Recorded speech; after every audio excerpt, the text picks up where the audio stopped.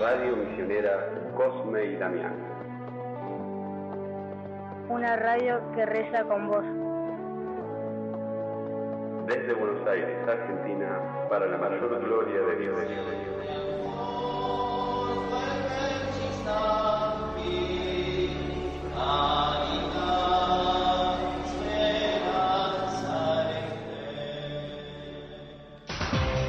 La radio que tú quieres. La radio que tú buscas. Tu radio.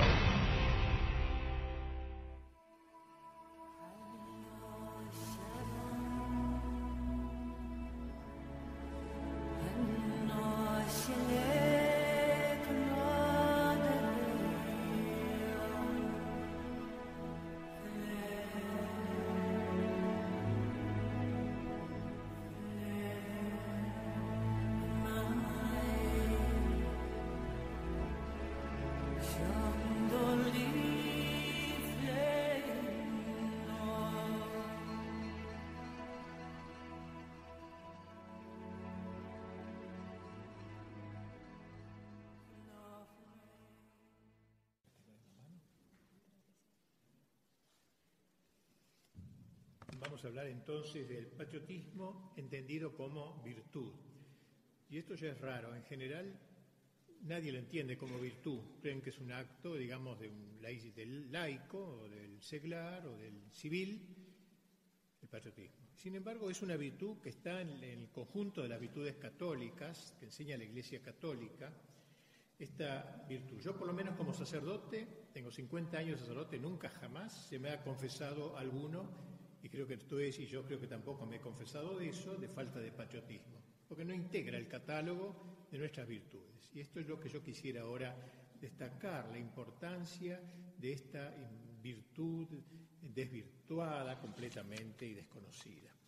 Voy a comenzar con una reflexión de este gran pensador ruso, Vladimir Soloviev, cuando se refirió en cierta ocasión a su patria rusa en uno de sus magníficos libros, o mejor dicho, fue en una conferencia que pronunciara en París en 1888, y allí, entre otras cosas, dice: ¿cuál es el misterio que se esconde en ese imperio inmenso que es Rusia? Se preguntaba, ¿cuál es el principio ideal que anima a ese cuerpo tan poderoso? ¿Cuál es la nueva palabra que ese pueblo debe a la humanidad? A lo que él contestaba: buscaremos la respuesta en las verdades elementales de la religión, porque la idea de una nación no es lo que ella piensa de sí misma en el tiempo, sino lo que Dios piensa de ella en la eternidad. Es decir, que la función específica de una nación en el conjunto de los pueblos y la historia debe cumplirse en cierta modo. No es otra cosa que lo que él llamaba la idea nacional fijada en el plan de Dios. O sea, Dios tiene como una idea nacional. Parece apasionante esta idea de Soloviev. Una patria no es comprensible simplemente a la luz de su acontecer histórico, solo cobra su entera inteligibilidad cuando se la considera en su origen, en la mente de Dios, que es el creador de las patrias, podríamos decir. Alberto Caturilli lo ha dicho con otras palabras: debemos saber que la patria tiene, como cada individuo, una vocación. Es decir, ella, en cuanto es un todo viviente, ha sido vocada, llamada, significa eso, vocación, llamada por la voluntad salvífica de Dios. La patria para el hombre cristiano no existe por un discernimiento cósmico, por un determinismo cósmico, ni por un azar inexplicable, sino que subsiste en aquel que ha asumido todas las cosas cuando se hizo hombre. Si es así, entonces, como todo orgánico, tiene también su vocación, es decir, aquello que Dios quiere que la patria sea en este mundo. Dicho de otro modo, la patria no permanece en sí misma. Esta Argentina concreta y cotidiana tiene su propia vocación que cumplir aquí y ahora, en el presente del tiempo de la historia. En fin, y así sigue él comentando esto en su magnífico libro sobre el misterio de la historia. Según Juan Pablo II, la nación es la síntesis particular de la fe y de la cultura de un país determinado.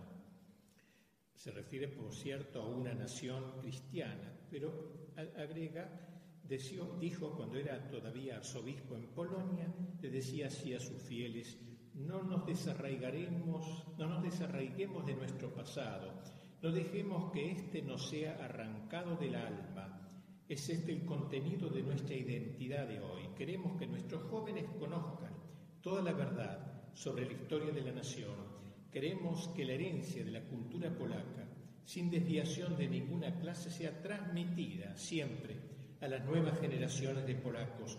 Una nación vive de la verdad sobre sí misma, tiene derecho de esperarla de quienes educan. No puede construirse el futuro más que sobre este fundamento. No se puede forjar el alma del joven polaco si se lo arranca de este suelo profundo y milenario. Vamos a ver ahora lo que abarca el concepto de la noción, el concepto de patria, o si se prefiere, cuál es el ámbito en que se mueve el amor a la patria. En primer lugar, el primer ámbito es el suelo natal. Esto es muy importante. El hombre antiguo, que por su realismo poco menos que innato veía las cosas como eran en realidad, estaba lejos de considerar a la patria como una entelequia, como una pura idea.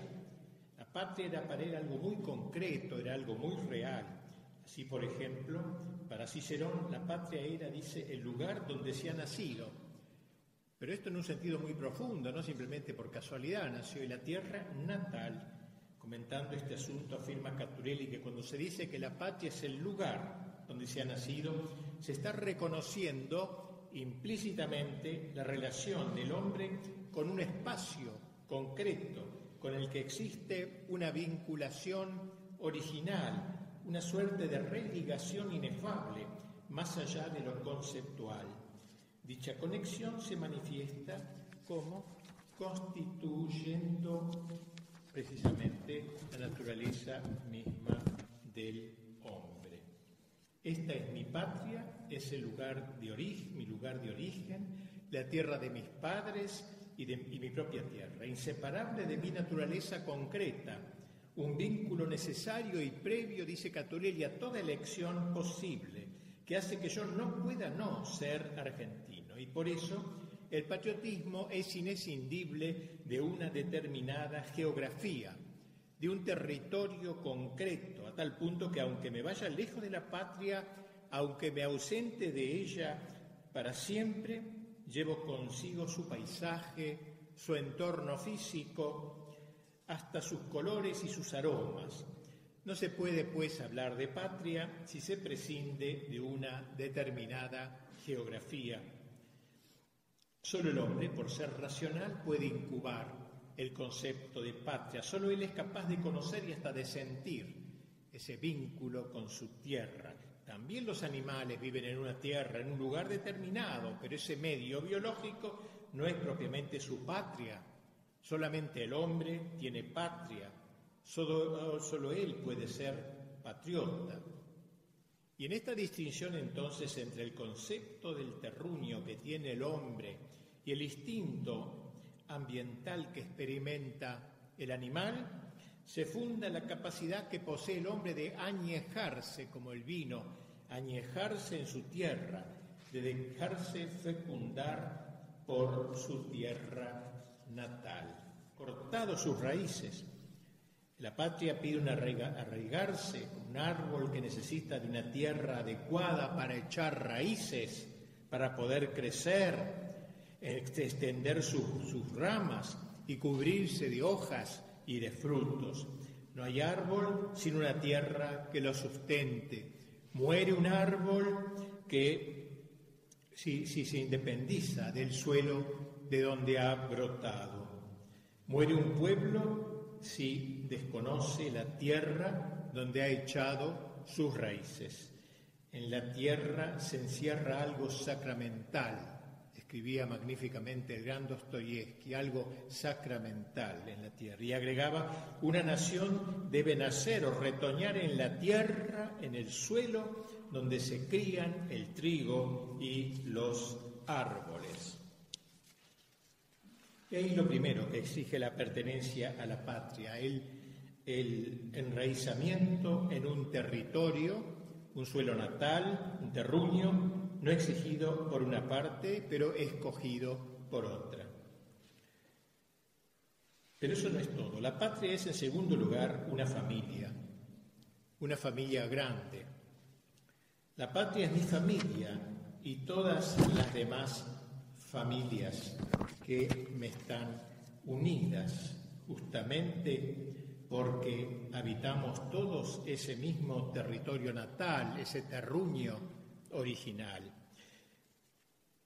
Por eso la patria no es solo una raíz, como dijimos, que se hunde en la tierra común, es también una casa, es una mansión, es una morada. Toda familia necesita de un hogar, no solo de un terruño, sino de un hogar, de un techo que la cobije, de unas paredes que se vayan llenando de calor humano, de manera que esa casa se vuelva como parte de la familia. La semejanza de la patria con una casa donde se vive no carece de dificultad, quizás en los tiempos, en nuestra época, ya que el estilo arquitectónico de los edificios modernos, los departamentos, las torres, parece imposibilitar cada vez más el calor de los hogares de antaño, transformándolos en palomares, las casas en algo así como en un albergue de tránsito, un lugar donde a veces se come y se duerme. Cuando pensamos en la patria, escribía el padre Alberto Escurra, en el territorio físico de la patria como en la casa de nuestra familia grande, podemos pensar más bien en aquella casa solariega, aquella casona antigua solariega, en aquella casa en la cual la familia se aquerenciaba y tenía historia en sus paredes, en sus árboles, en sus muebles, en aquella casa que había sido habitada durante generaciones, en la cual se amalgamaba de una manera profunda el corazón de una familia. El gran cardenal español Gomay Tomás agregaba otro tema un tercer aspecto de la patria. La patria es un patrimonio cultural, decía este cardenal. Este es el tercer aspecto que se incluye desde la patria, porque la patria no es solo terruño, ni solo mansión solariega, familiar, es también un legado que se hereda de los antepasados, un patrimonio cultural. Aquel cardenal decía en su excelente libro Catolicismo y Patriotismo, ya el nombre lo dice todo, señaló que la patria, más allá de la tierra en que vivimos, en que nacimos, y del conjunto de familias y ciudades que la pueblan, es principalmente una asociación de orden espiritual y moral que por la providencia de Dios se ha formado bajo la fuerza unitiva de los mismos lazos históricos, culturales, religiosos, nacionales.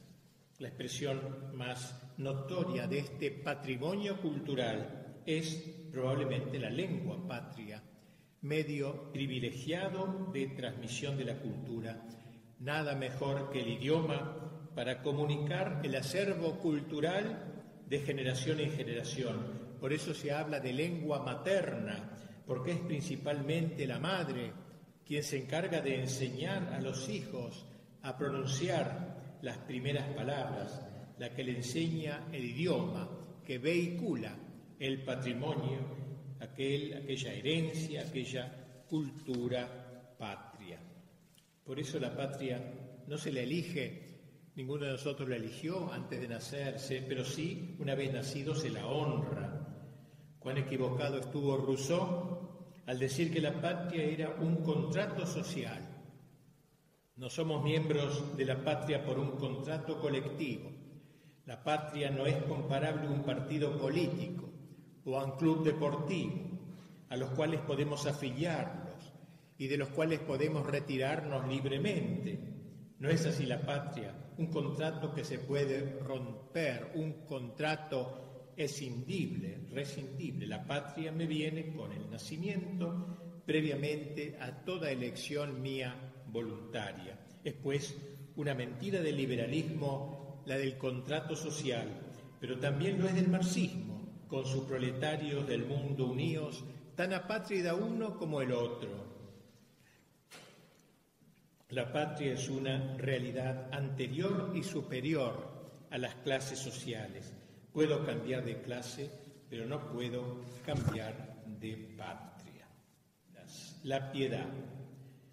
Así como esta virtud de la pietas se integra en el ámbito más vasto de la virtud cardinal de la justicia, dar a cada uno lo que le corresponde. Eso es la justicia, dar a cada cual lo que le es debido. O sea, la piedad es una parte, darle a Dios, a la patria, a mis padres, lo que es debido. La palabra piedad, que traduce la palabra latina pietas, es una de las palabras, una de las tantas palabras que ha perdido su sentido original.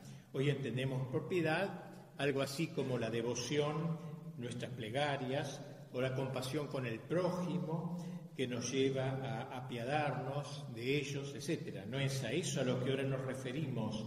Aristóteles definía la piedad, dice Aristóteles textualmente, la piedad es aquella virtud por la que se ofrece un servicio y culto diligente a quienes nos están unidos en la sangre y en el amor a la patria. La piedad tiene que ver con la patria, parte de la justicia, dar a cada uno lo que corresponde. A mi patria le debo dar lo que a ella le corresponde. Pero también el patriotismo tiene que ver con otras virtudes que se refieren a Dios. La virtud de religión, de darle a Dios lo que le corresponde, nos referimos ya, y sobre todo la virtud de la caridad. La patria, el patriotismo y la caridad van muy unidas, con las que no puede estar en contradicción, ya que, como lo señalamos, ninguna virtud, si es auténtica, puede encontrarse en pugna una con otra. Al contrario, todo acto de verdadero patriotismo brota de la religación del hombre con Dios, o a ella conduce. Dado que sin Dios no hay virtud, ha escrito García Morente, la educación del patriotismo deberá fundarse sobre la base de una sólida formación religiosa. No puede ser verdaderamente patriota quien no sea verdaderamente religioso. Al fin y al cabo, la sociedad patria es el don más excelso que hemos recibido de las manos de Dios en el orden natural. Para nosotros, los católicos, el patriotismo no es solo una virtud natural por motivos exclusivamente humanos. Hay sí un amor natural de la patria, como hay un amor natural del hombre, pero así como la filantropía no es caridad, el amor natural de la patria no es todavía un amor de caridad. Cuando el patriotismo, en cambio, informado por la caridad, impregnado, embebido en la caridad, se eleva al nivel sobrenatural, se vuelve también él virtud sobrenatural, ya que entonces el cristiano ama a su patria en cuanto don de Dios. El catolicismo y el patriotismo no son pues antagónicos, todo lo contrario. Como decía el recordado Papa León XIII, el amor sobrenatural a la Iglesia y el amor natural de la patria son dos amores gemelos, que nacen del mismo principio sempiterno, como quiera que el autor y causa de uno y otro es Dios, de donde se sigue que no puede haber pugna entre uno y otro deber. Y San Pío X es aún más enérgico. Sí, dice, es digna no solo de amor, sino de predilección la patria, cuyo nombre sagrado despierta en nuestro espíritu los más queridos recuerdos y hace estremecer todas las fibras de nuestra alma. Esta tierra común que habéis tenido por cuna, a la que os vinculan los lazos de la sangre, y esa otra comunidad aún más noble de los afectos y las tradiciones. Si el catolicismo fuese enemigo de la patria, no sería una religión divina. Termina Pío X. Parece lícito decir que solamente en el cristianismo la idea de patria alcanza su plenitud. De ahí la necesidad de mantener en alto los dos amores, el amor de Dios y el amor de la patria. Nunca, como dice el cardenal Gomá, nunca el amor de patria logró fuerza mayor que cuando se unió al de religión, pero jamás fue más fuerte y puro, y por lo mismo más abnegado y fecundo que cuando se abrevó en la fuente de la caridad cristiana. En última instancia, parece imposible amar a Dios sin amar a la patria, don exquisito de Dios a los hombres, así como amar a la patria si no se ama a Dios, su fundamento y su donante. Son dos amores inseparables. El padre Castellani ha escrito: amar la patria, en lenguaje poético, amar la patria es el amor primero y es el postrero amor después de Dios, y si es crucificado y verdadero, ya son un solo amor, ya no son dos. Pensar que una intensa vida cristiana trae consigo una disminución del amor a la patria es una sinrazón, es un craso error. El progresivo debilitamiento del patriotismo argentino proviene en buena parte del progresivo debilitamiento de la vida cristiana en la Argentina. Y por eso es preciso trabajar por la recristianización de nuestra patria, y así nuevamente se unirán el cristianismo y el patriotismo, estos dos amores a quienes le debemos todo nuestro ser y nuestra educación. San Agustín nos ha dejado la fórmula precisa: ama siempre a tus prójimos, y más que a tus prójimos, a tus padres, y más que a tus padres, a tu patria, y más que a tu patria, ama a Dios. De aquí el orden jerárquico de los amores, inspiradamente escrito nuestro gran poeta Marechal: yo siempre fui un patriota de la tierra y un patriota del cielo. Digamos ahora alguna palabra sobre las modalidades del amor a la patria, lo que le corresponde a este amor a la patria. En primer lugar, el amor a la patria debe ser un amor afectivo, el sentimiento, el afecto, un asunto del corazón, que tiene razones que la razón no entiende, al decir de Pascal. Dicho patriotismo, que actúa como un reflejo, impulsa a resistir firmemente al que lo amenaza. Marechal ha expresado así este tipo de amor: yo vi la patria en el amanecer, que abrían los receros con la llave mugiente de sus tropas.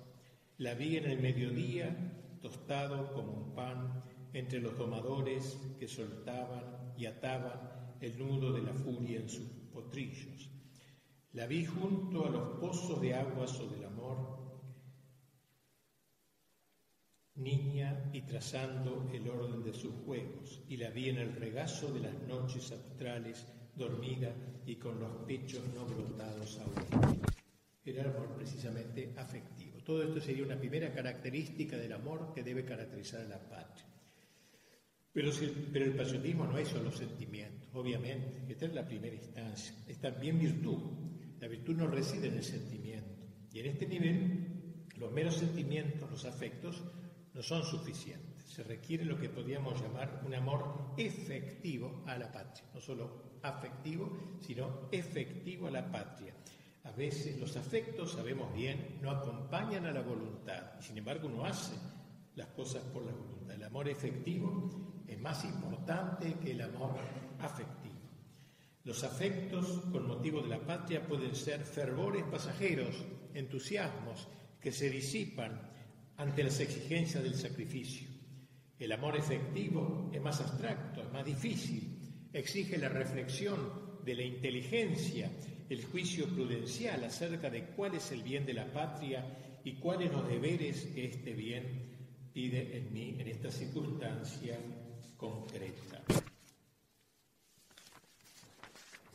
Januset, este gran pensador francés, muerto hace no muchos años, acota a este respecto, hablando del amor efectivo a la patria, una observación de interés. Dice, tras recordar que el patriotismo no es solo sentimiento, sino también doctrina, debemos afirmar, ya que el sentimiento, dice, sin doctrina es un cuerpo sin cabeza, agrega esto, el sentimiento es necesario para todos, en cambio la doctrina, esto es muy interesante, el sentimiento es necesario para todos, aún el analfabeto, el chico, el sentimiento es importantísimo.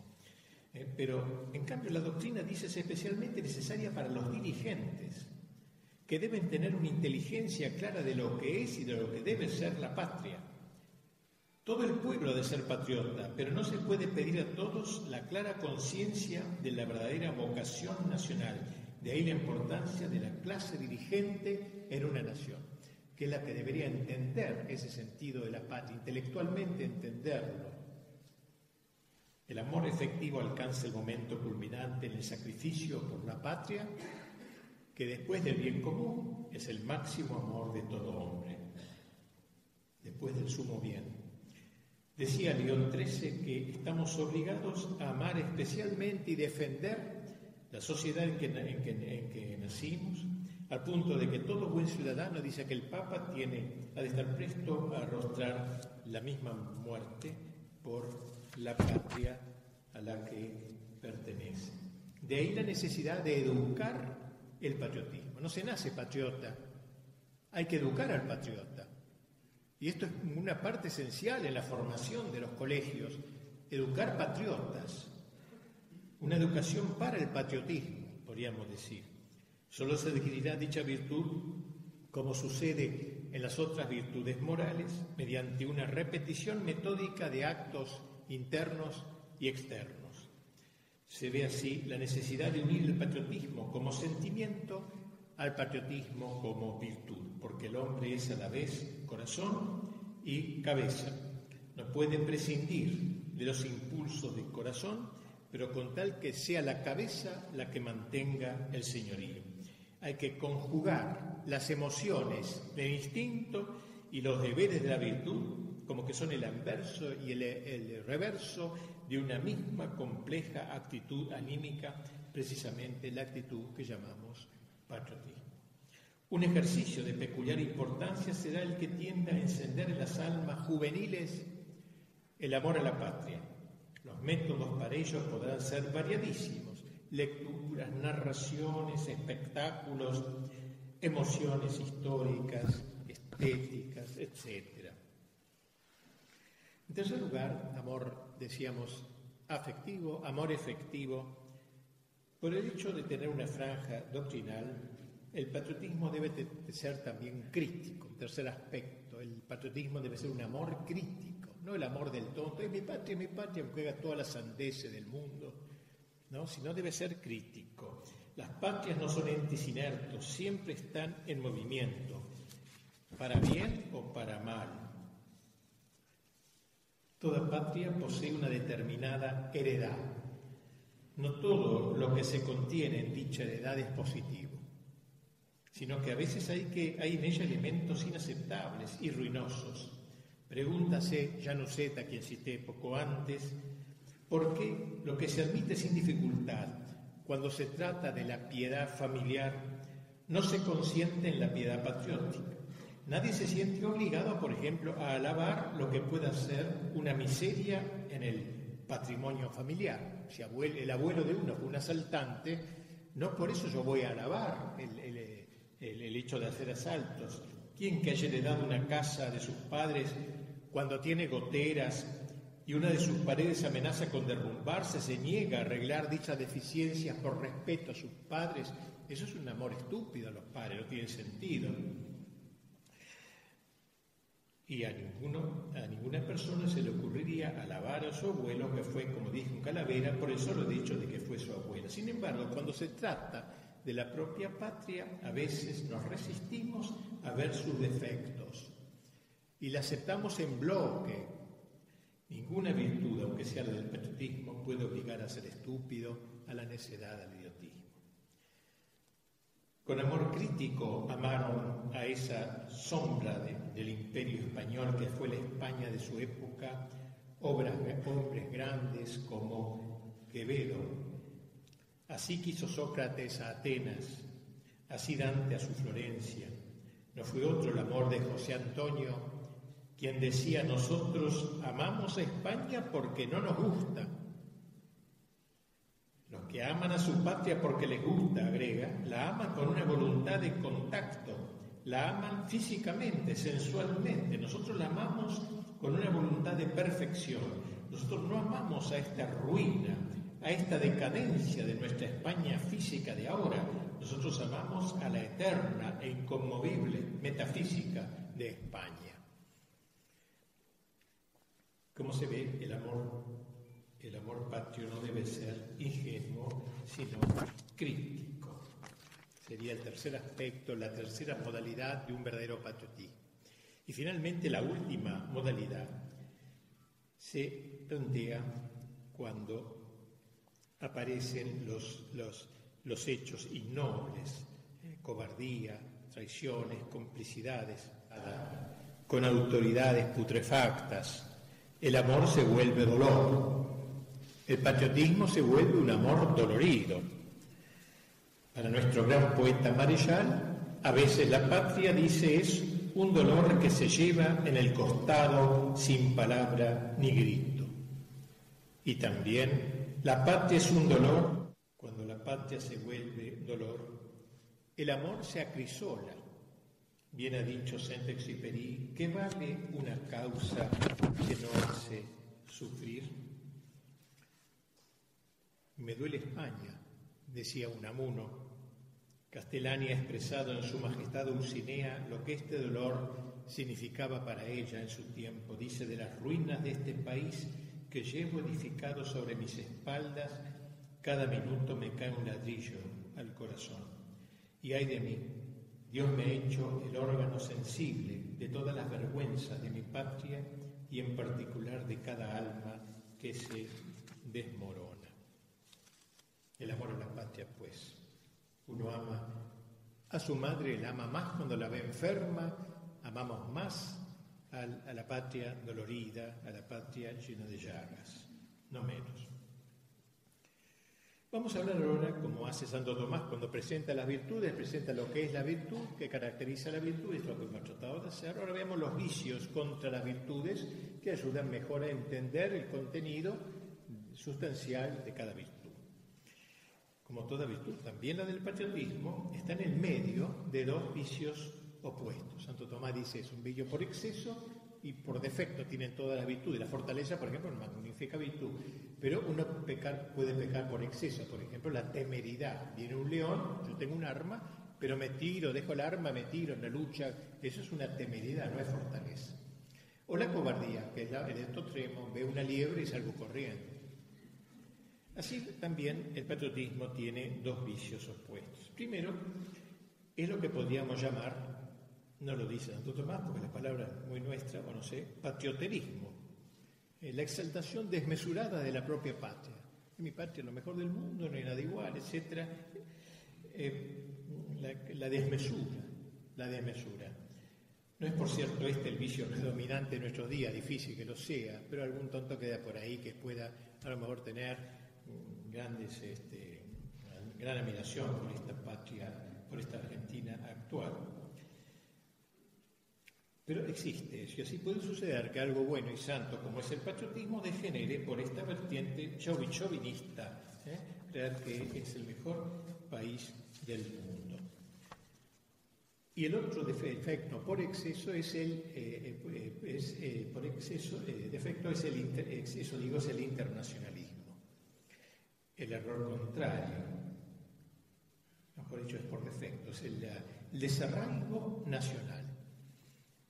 para perderse en el ámbito internacional, en aras de un internacionalismo, digamos, utópico. Porque el desarraigo hace que el hombre, al olvidar sus raíces, se disuelva en la multitud, se vuelva aquel hombre masa que también describió Ortega y Gasset. El hombre apátrida fácilmente se vuelve cosmopolita. Soy ciudadano del universo, no tengo ningún arraigo, ninguna raíz. Por cierto que cuando se lo entiende como corresponde, nada tiene de malo el proyecto de un orden internacional integrado que por la patria de uno, integrador de patrias, podríamos, eso no tiene nada de malo. El concierto armonioso de las naciones es algo espléndido y es algo laudable, una obra maestra de la prudencia y del arte político, que podría ser un orden mundial como fue la cristiandad, fundado en los mismos valores, eso es importante. Pero una cosa es eso y otra el internacionalismo apátrida, el de aquel que renegando de su propio solar no vacila en afirmar mi patria es el mundo, como si uno pudiera renegar de su herencia, de su sangre, de su lengua, de sus tradiciones impunemente. Nuestro siglo, el siglo XX mejor dicho, ha conocido dos intentos de este género. El primero de ellos es el de los partidos socialistas y comunistas, con sus famosas internacionales precisamente, buscaban destruir el sentimiento patriótico para suplirlo con la exaltación de una clase, la clase proletaria, proletarios del mundo unidos, esa clase que, como decían en su momento, y lo decían con gloria, no tiene patria. Stalin habló de patria por primera vez cuando Alemania invadió Rusia, pero antes había que hablar mal de la patria, era universalista, pero una internacionalista. Que tenemos esta primera expresión del internacionalismo. Pero el socialismo no es la única forma de internacionalismo apátrida, también pretende serlo el del imperialismo internacional del dinero del que habló Pío XI, para el cual, decía este Papa, la patria está donde se está bien. Ubi bene, ibi patria, así, donde estoy cómodo, donde estoy contento, satisfecho, esa es mi patria. Donde vivo bien, allí se encuentra mi patria.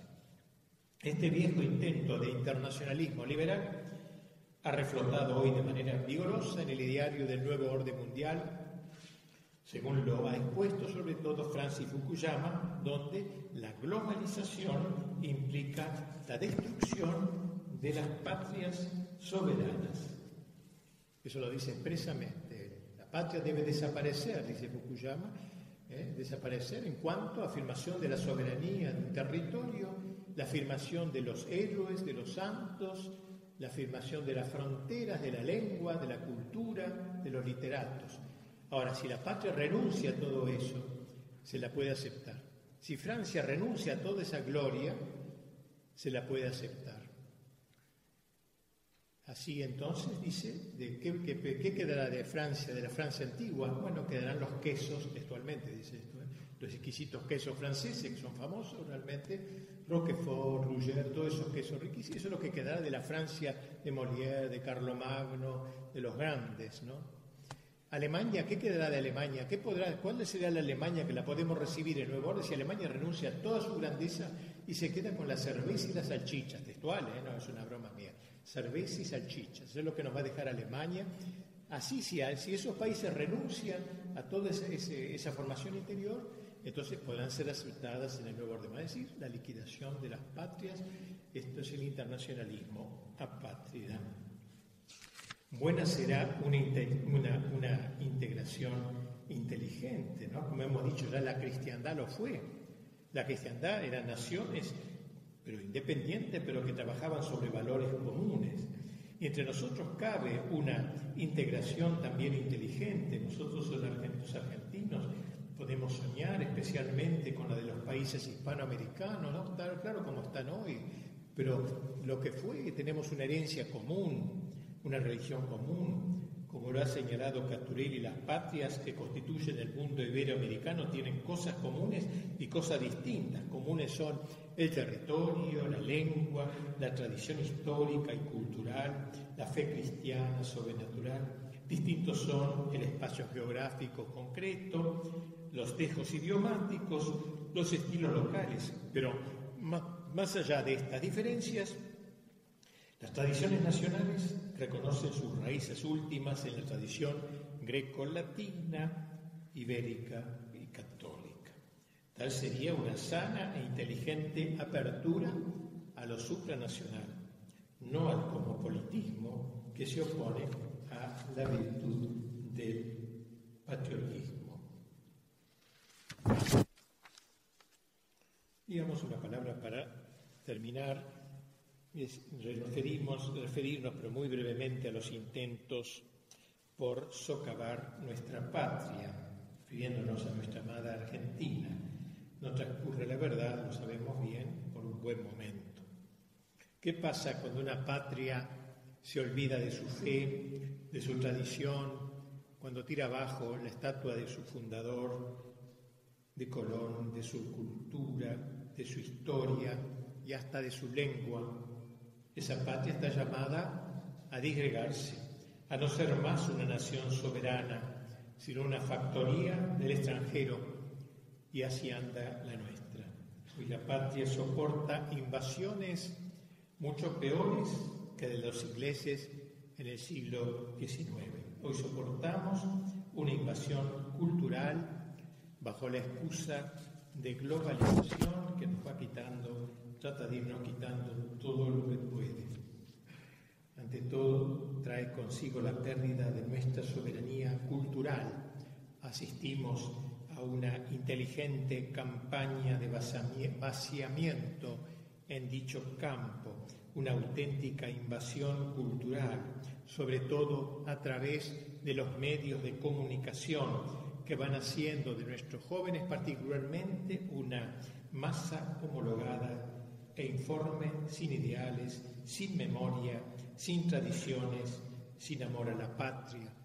Es la revolución cultural propiciada por Gramsci, pero que hoy alcanza una enorme influencia en todos los ámbitos del país.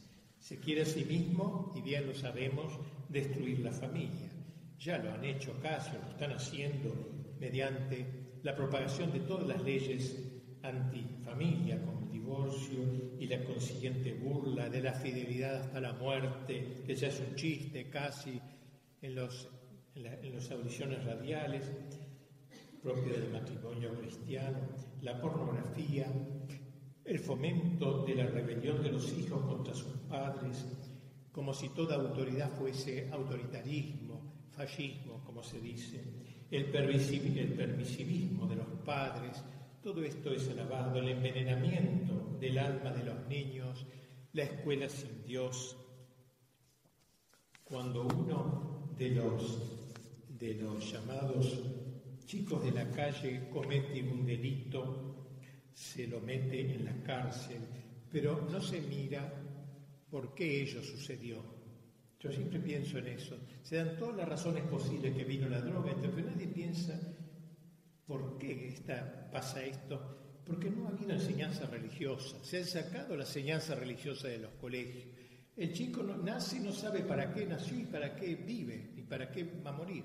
En la mayor parte de las lápidas de nuestro tiempo podríamos poner un letrero que diga: el que aquí yace no sabe por qué nació y por qué murió.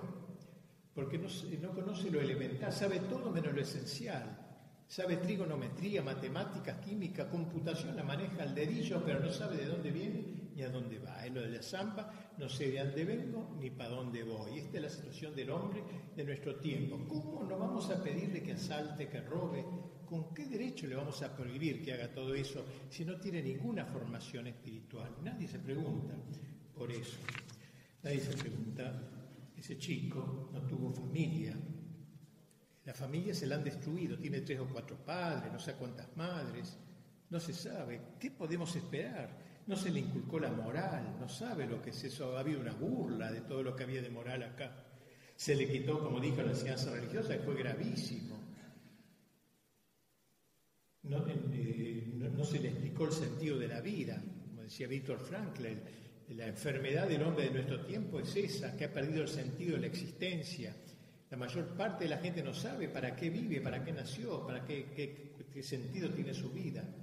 Dice que esa es la enfermedad, digamos, podríamos decir que acostó al hombre moderno en el diván del psicoanalista y descubrió esa enfermedad.